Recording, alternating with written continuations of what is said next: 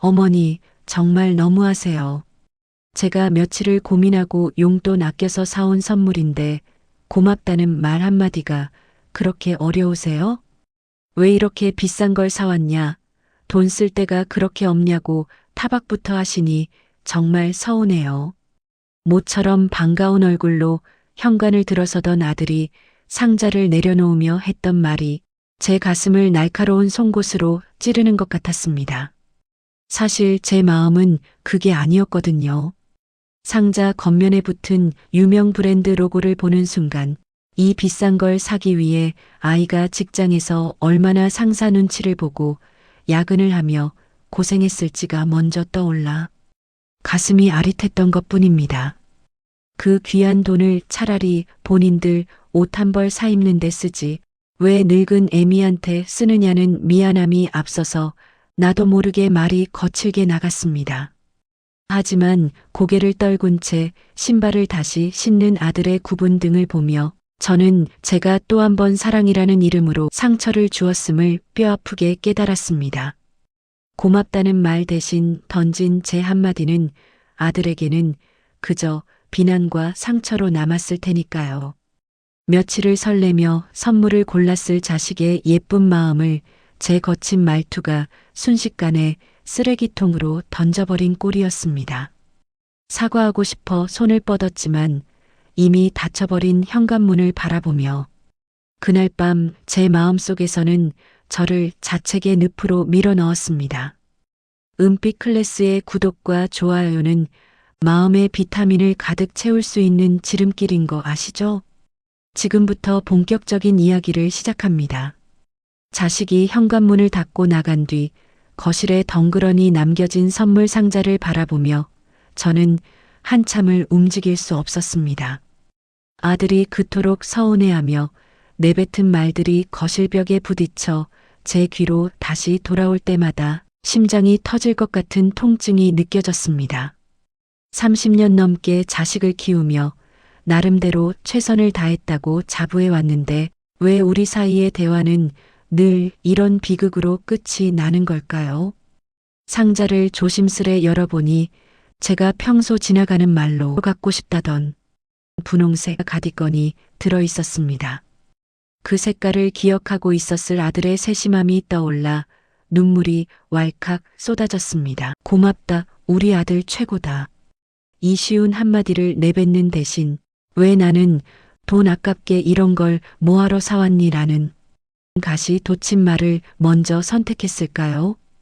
이러한 어긋남은 비단 자식과의 문제만이 아니었습니다. 며칠 뒤 평생을 함께해온 남편과의 대화에서도 저는 똑같은 실수를 반복했습니다. 은퇴 후 부쩍 기운이 없던 남편이 웬일로 주방에 들어가 서툴게 김치볶음밥을 만들고 있었습니다. 고소한 기름 냄새에 기분이 좋았으면서도 막상 주방으로 들어간 제 입에서는 아유, 가스레인지 주변에 기름 다 튀었네. 이거 닦는 게 더 일인 거 몰라요? 라는 소리가 먼저 튀어나갔습니다. 남편의 얼굴에서 순식간에 사라지던 그 수줍은 미소를 본 순간 아차 싶었지만 이미 제 입술은 멈추지 않고 그냥 가만히 있는 게 도와주는 거예요 라는 잔인한 말을 덧붙이고 있었습니다. 칭찬 한마디면 충분했을 평화로운 오후가 그렇게 또다시 차가운 침묵으로 뒤덮였습니다. 저는 이 관계의 위기를 극복하기 위해 나름의 노력을 시작했습니다. 하지만 제가 처음 선택한 방식은 오히려 상황을 악화시키는 독이 되었습니다. 그것은 바로 물질을 통한 보상이었습니다. 아이들에게 미안한 마음을 전하고 싶어 무리하게 적금을 깨서 손주들의 비싼 장난감을 사보내고 아들에게 목돈을 건넸습니다. 엄마가 그때 말이 심했지? 이거 애들 맛있는 거 사주고 너희도 보태 써라. 하지만 아들의 반응은 냉담했습니다. 어머니, 저희가 돈 때문에 서운했던 게 아니잖아요. 왜 자꾸 모든 걸 돈으로 해결하려고 하세요? 라는 아들의 말은 제 가슴에 다시 한번 대못을 박았습니다. 진심 어린 사과와 인정이 빠진 물질적 공세는 상대방에게 입막음처럼 느껴질 뿐이라는 사실을 저는 그때 알지 못했습니다. 두 번째로 시도한 잘못된 해결책은 자기 희생의 강조였습니다. 서운해하는 가족들 앞에서 제가 얼마나 고생하며 살아왔는지를 구구절절 늘어놓기 시작한 것입니다. 내가 젊어서 너희 키울 때 내 옷 한 벌 안 사입고 아낀 버릇이 돼서 그래. 내가 누구 때문에 이러는데 다 너희 잘 되라고 하는 소리지. 하지만 이 말은 가족들에게 공감이 아닌 죄책감이라는 무거운 짐을 지우는 행위였습니다. 어머니 고생하신 거 알아요. 그런데 그게 지금 제가 드린 선물을 타박하시는 거랑 무슨 상관이에요? 라는 며느리의 조심스러운 반문에 저는 할 말을 잃었습니다. 과거의 헌신을 무기 삼아 현재의 무례함을 정당화하려 했던 제 모습이 그들의 눈에는 얼마나 고집스럽고 답답한 노인으로 비쳤을지 생각하니 등 뒤로 식은땀이 흘렀습니다. 마지막으로 제가 매달렸던 해결책은 타인의 권위를 빌려오는 것이었습니다. 유명한 심리학자의 강연이나 TV 프로그램에서 본 내용을 가족단체 대화방에 시시때때로 퍼날랐습니다. 부모에게 잘해야 복 받는다더라. 말 예쁘게 하는 자식이 성공한다더라. 같은 링크들을 보내며 은근히 가족들을 가르치려 들었습니다. 하지만 이런 방식은 소통의 문을 열기는커녕 자식들이 저를 말 안 통하는 꼰대라고 확신하게 만드는 계기가 되었습니다. 카톡 단체방에는 읽음 표시만 뜰 뿐 누구도 대꾸하지 않는 유령방이 되었고 저는 스마트폰 화면만 뚫어지게 바라보며 세상에서 가장 외로운 사람이 된 것 같은 기분을 느껴야 했습니다.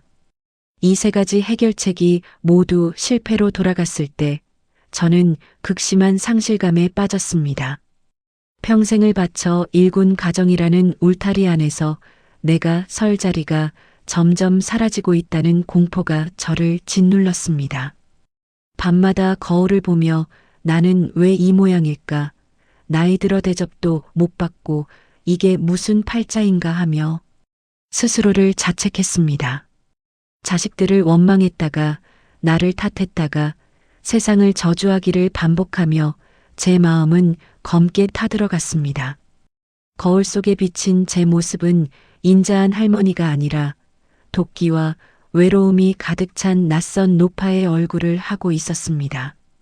그러던 어느 추운 겨울날 동네 작은 도서관에서 우연히 노인들을 위한 문학 치료 모임에 참석하게 되었습니다. 각자 살아온 이야기를 나누는 시간이었는데 제 옆에 앉은 한 할머니께서 조용히 읊조린 한마디가 제 심장을 멈추게 했습니다. 우리는 평생 좋은 부모가 되려고만 했지 좋은 사람으로 대화하는 법은 배운 적이 없잖아요. 그 짧은 문장이 제 인생 전체를 관통하는 화살처럼 날아와 꽂혔습니다. 아, 나는 부모라는 계급장을 떼고 나면 자식에게 한 사람의 따뜻한 이웃조차 되어주지 못했구나. 내 말투가 칼날이 되었던 이유는 내 마음이 나빠서가 아니라 상대를 나의 연장선으로만 보고 독립된 인격체로 존중하는 법을 몰랐기 때문이라는 서글픈 깨달음이 밀려왔습니다. 그날 밤 집으로 돌아오는 길에 저는 가로등 불빛 아래 멈춰서서 제 손을 가만히 내려다보았습니다.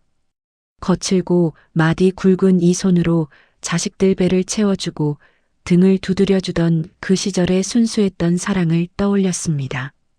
그때의 저는 칭찬을 바란 적도 대가를 원한 적도 없었습니다. 그저 아이가 웃으면 세상을 다 얻은 듯 행복했었습니다. 그런데 어느덧 머리가 커진 자식들을 제 마음대로 휘두르려 하고 제 기준에 맞지 않으면 불평부터 늘어놓는 욕심 많은 노인이 되어 있었던 것입니다. 칭찬이 상대를 평가하는 거라면 인정은 상대의 고단함을 곁에서 지켜봐 주는 것이라는 평범한 진리가 가슴을 쳤습니다. 저는 비로소 제가 왜 그렇게 아팠는지 알게 되었습니다. 그것은 자식들이 저를 무시해서가 아니라 제가 제 자신을 사랑을 주는 존재가 아닌 사랑을 확인받아야 하는 존재로 전락시켰기 때문이었습니다. 내 말 한마디가 상대의 가슴에 어떤 무늬를 남길지 고민하지 않은 채 내 감정을 쏟아내는 것에만 급급했던 세월들이 주마등처럼 스쳐 지나갔습니다. 이제는 달라져야 했습니다. 더 늦기 전에, 내 곁에 소중한 사람들이 모두 떠나가기 전에 저는 제 낡은 말투를 버리고 새로운 인정의 언어를 배우기로 결심했습니다. 그것은 단순히 기술을 익히는 것이 아니라 제 인생의 존엄을 되찾는 마지막 기회라는 생각이 들었습니다. 무거운 침묵이 흐르던 집안으로 다시 돌아왔을 때 저는 예전처럼 TV를 크게 틀어 외로움을 달래지 않았습니다. 대신 조용히 책상 앞에 앉아 펜을 들었습니다. 당장 전화를 걸어 미안하다고 말할 용기는 없었지만 적어도 내 마음속에 엉켜있는 이 실타래를 하나씩 풀어내어 글로 옮겨보기 시작했습니다. 아들아, 내가 사온 분홍색 가디건은 참 곱구나. 엄마는 내 마음이 너무 고마워서 눈물이 났단다. 쓰다 보니 제가 얼마나 가족들을 사랑하고 있는지, 그리고 그 표현이 얼마나 서툴렀는지가 종이 위로 선명하게 드러났습니다. 이것이 제 인생에서 가장 진실하고도 고통스러운 나를 마주하는 시간이었습니다. 변화는 아주 사소한 계기로 찾아왔습니다. 어느 날 단골 시장 골목에서 채소를 파는 김씨 할머니와 나누던 대화가 제 굳어있던 사고방식을 완전히 뒤흔들어 놓았습니다. 늘 씩씩하게 웃으며 장사를 하시는 분인데 그날따라 유독 기분이 좋아 보이시길래 비결을 물었더니 할머니는 대수롭지 않게 대답하셨습니다. 아니, 우리 막내딸이 오늘 아침에 전화를 해서는 엄마, 오늘 날씨가 추운데 시장 바닥 차가울까봐 내 마음이 영 안 좋네. 엄마가 씩씩하게 버텨줘서 내가 회사에서도 힘이 나요라고 하잖아. 그 말이 어찌나 따뜻한지. 오늘 장사 공쳐도 배가 부를 것 같아. 그 말을 듣는 순간 가슴 한구석이 찡하면서도 묘한 질투심이 생겨났습니다. 그 따님은 엄마에게 돈을 보낸 것도 대단한 선물을 한 것도 아니었습니다. 그저 엄마가 하루를 어떻게 견디고 있는지 그 존재의 고단함을 알아준 것뿐이었습니다. 그동안 제가 자식들에게 바랐던 것도, 그리고 자식들이 제게 원했던 것도 결국은 이런 인정이었다는 사실이 명확해졌습니다. 저는 그 길로 집으로 돌아와 거울 앞에 섰습니다. 그리고는 며칠 전 아들이 사온 분홍색 가디건을 꺼내 입어보았습니다. 거울 속 제 모습이 어색했지만 마음만은 생전 처음 느껴보는 설렘으로 일렁했습니다. 저는 스마트폰을 들어 아들에게 문자 메시지를 쓰기 시작했습니다. 이전처럼 링크를 공유하거나 용건만 짧게 묻는 것이 아니었습니다. 한 글자 한 글자 꾹꾹 눌러 담아 제 진심을 문장으로 옮겼습니다. 아들아, 아침에 일어나 어제 내가 사준 가디건을 입어봤단다. 색깔이 어찌나 고운지 거울 속 내 얼굴이 환해 보이더구나. 바쁜 와중에도 엄마 취향 기억해서 고심하며 골랐을 내 마음이 느껴져서 가디건을 입고 있는 내내 마음이 참 따뜻했어. 고맙다, 우리 아들. 전송 버튼을 누르는 손가락이 떨렸고 답장을 기다리는 5분은 제 평생 가장 긴 시간처럼 느껴졌습니다. 잠시 후 휴대전화 진동이 울렸습니다. 엄마, 답장 보고 저 눈물 났어요. 사실 엄마가 또 싫어하실까봐 조마조마했거든요. 좋아해 주시니 제가 더 기뻐요. 이번 주말에 아내랑 같이 들를게요. 맛있는 거 먹으러 가요. 아들의 답장에는 그동안 제가 보지 못했던 안도감과 기쁨이 가득했습니다. 이전의 대화가 서로의 영역을 침범하거나 방어하느라 바빴던 전쟁이었다면 지금의 대화는 서로의 존재를 귀하게 여기는 환대였습니다. 제가 먼저 제 경직된 태도를 버리고 상대의 노력을 있는 그대로 인정해주자 닫혀있던 자식의 마음이 거짓말처럼 활짝 열린 것입니다. 이 경험은 저를 완전히 다른 사람으로 만들었습니다.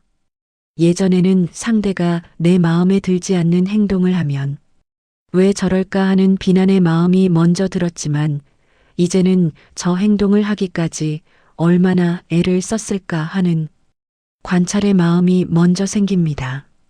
남편이 설거지를 하다가 그릇을 깨뜨려도 화를 내는 대신 당신이 나 좀 쉬게 해주려다가 그렇게 됐네. 다친 데는 없어서 다행이에요 라고 말해줍니다. 그러면 남편은 머쓱해 하면서도 다음번엔 더 세심하게 주방을 돌보려 노력합니다. 비난보다 무서운 채찍은 없고 인정보다 강력한 당근은 없다는 것을 저는 매일의 일상에서 증명해 나가고 있습니다. 이러한 변화는 돈으로 환산할 수 없는 엄청난 가치를 제게 선물했습니다. 자식들에게 유산을 얼마를 남겨줄지, 내가 아프면 누가 수발을 들지 걱정하며 쌓아 올린 신뢰는 늘 불안했습니다. 하지만 말이라는 신뢰의 벽돌을 차곡차곡 쌓아 올리자 그 어떤 풍파에도 흔들리지 않는 단단한 관계의 성이 지어졌습니다. 이제 제 자식들은 의무감이나 죄책감이 아니라 저라는 사람과 대화하는 것이 즐거워서 저를 찾아옵니다. 제가 먼저 그들의 삶을 인정해주니 그들도 제 노후의 존엄을 지켜주기 위해 자발적으로 마음을 쏟기 시작한 것입니다. 이것이야말로 제가 평생 찾아 헤맨 진정한 노후 대책이었습니다. 인정의 대화법을 몸에 익히고 나니 제 일상은 마치 폭풍우가 지나간 뒤에 잔잔한 호수처럼 평온해졌습니다. 가장 먼저 달라진 것은 매달 빠져나가던 병원비와 약값이었습니다. 신기하게도 마음의 응어리가 풀리니 밤마다 저를 괴롭히던 불면증과 신경성 위염이 씻은 듯이 사라졌습니다.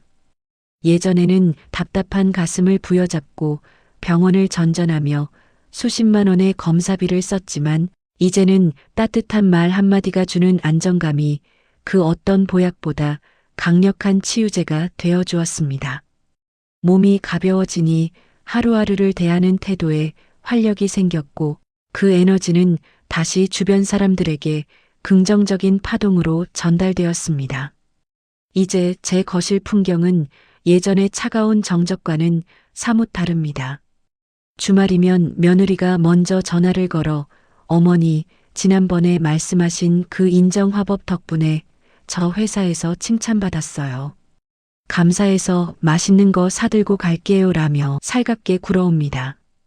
며느리가 집에 오면 저는 예전처럼 시어머니 노릇을 하며 살림 지적을 하지 않습니다. 대신 며느리의 지친 어깨를 보며 아이 키우랴, 직장 다니랴, 내가 우리 집안의 기둥 노릇하느라 정말 애쓴다라고 진심으로 토닥여줍니다. 그러면 며느리는 제 무릎에 머리를 기대고 눈시울을 붉히며 속 깊은 이야기를 털어놓곤 합니다. 고부간의 갈등이라는 단어는 이제 우리 집 국어사전에서 사라진 지 오래입니다.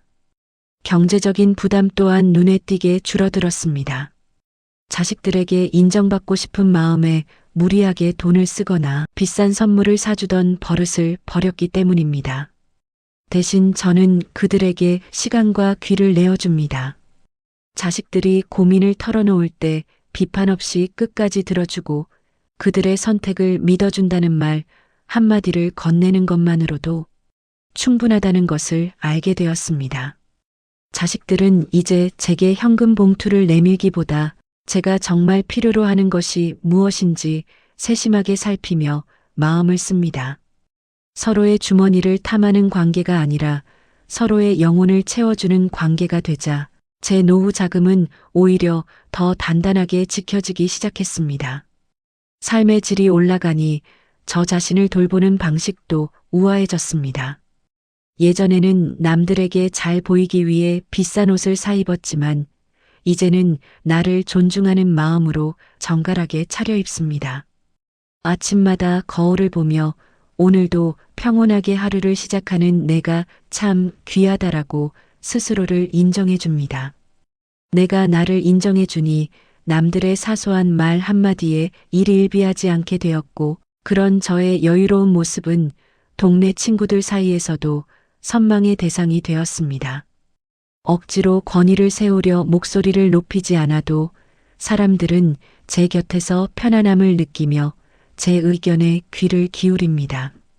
가장 행복한 장면은 명절이나 생신 같은 특별한 날이 아닌 평범한 평일 저녁에 찾아옵니다.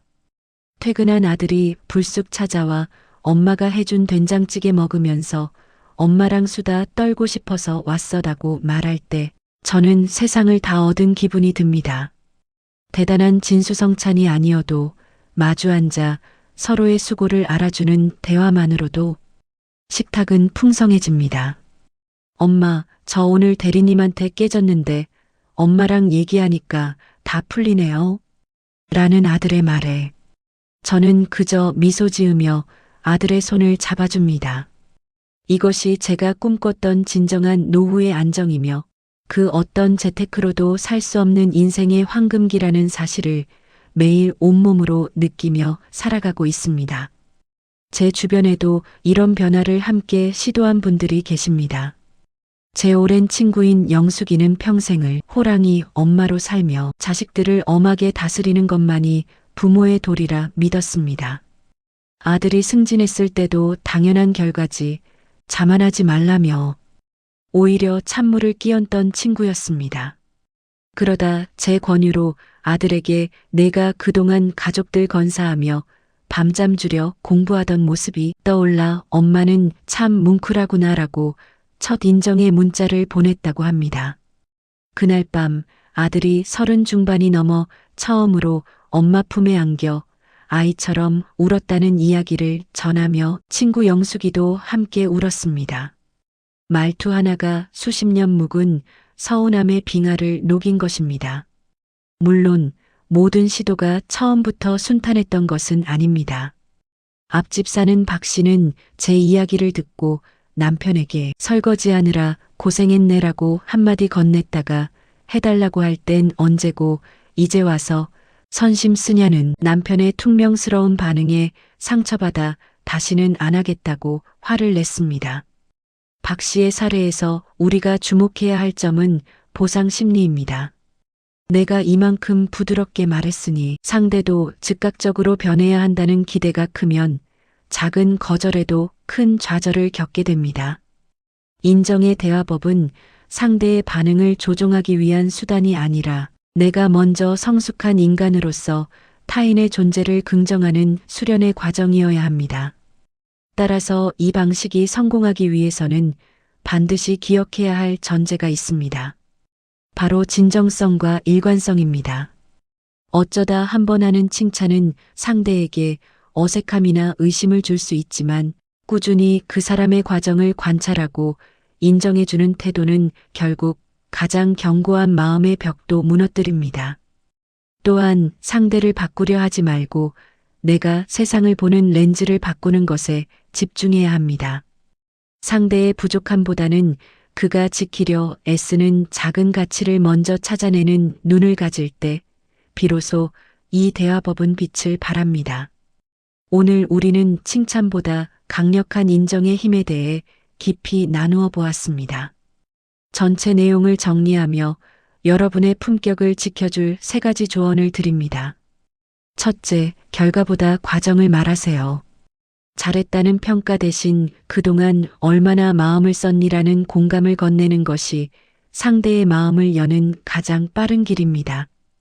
둘째, 비난의 자리에 관찰을 두세요. 왜 이렇게 했어? 라고 따지기 전에 내가 이렇게 행동한 걸 보니 이런 마음이었겠구나 라고 상대의 의도를 먼저 읽어주세요. 셋째, 나 자신부터 인정하세요.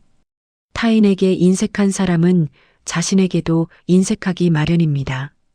오늘 고단했던 나 자신에게 오늘 하루도 품위를 잃지 않으려 애쓴 내가 참 장하다라고 먼저 말해 주십시오. 이제는 남을 위해 참기만 하는 삶이 아니라 나를 지키면서도 주변을 따뜻하게 물들이는 진정한 어른의 대화법을 시작해도 됩니다. 당신은 충분히 그럴 자격이 있고 그럴 능력이 있는 귀한 분입니다. 오늘 밤 가장 가까운 사람에게 따뜻한 문자 메시지로 마음을 전해보시면 어떨까요? 여러분의 작은 용기가 가정에 어떤 기적을 불러왔는지 댓글로 나누어 주세요. 여러분의 경험이 또 다른 누군가에게는 큰 희망이 됩니다. 이 영상이 마음에 닿았다면 구독과 좋아요로 이 따뜻한 여정에 함께 해주시길 바랍니다. 오늘도 여러분의 품격 있는 삶을 진심으로 응원합니다. 지금까지 실버 한 줄이었습니다. 편안한 밤 되십시오.